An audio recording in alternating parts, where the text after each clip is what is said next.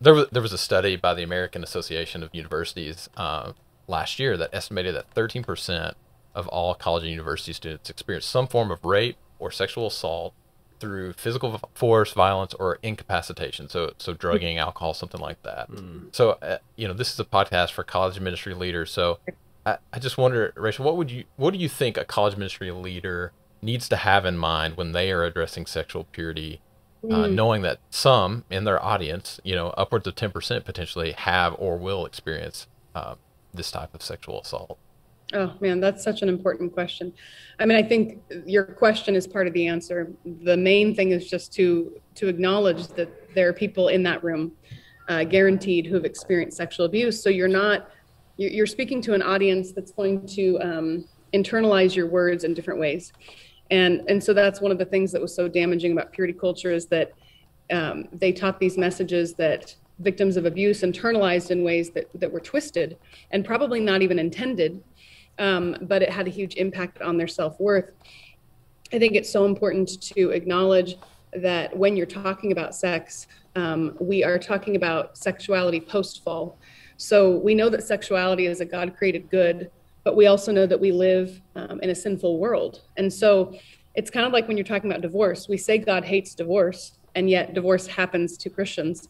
I'm an example of that. And so to talk about sex in only idealistic terms will fail your audience. And so I think, again, it comes back to suffering, acknowledging that suffering is part of the Christian life, and that being sinned against is unfortunately part of life. I think you have to acknowledge that when talking about sexuality.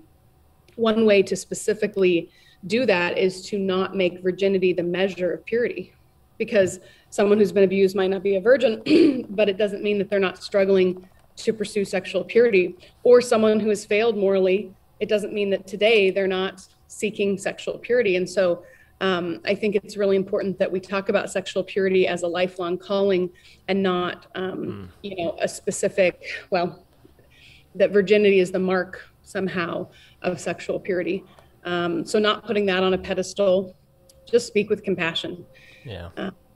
This is goodness. When you bring up sexuality and you have people in the room who've been abused, it can be incredibly triggering. They can feel immediate shame that is not true, but feels true. And some of them are still untangling culpability.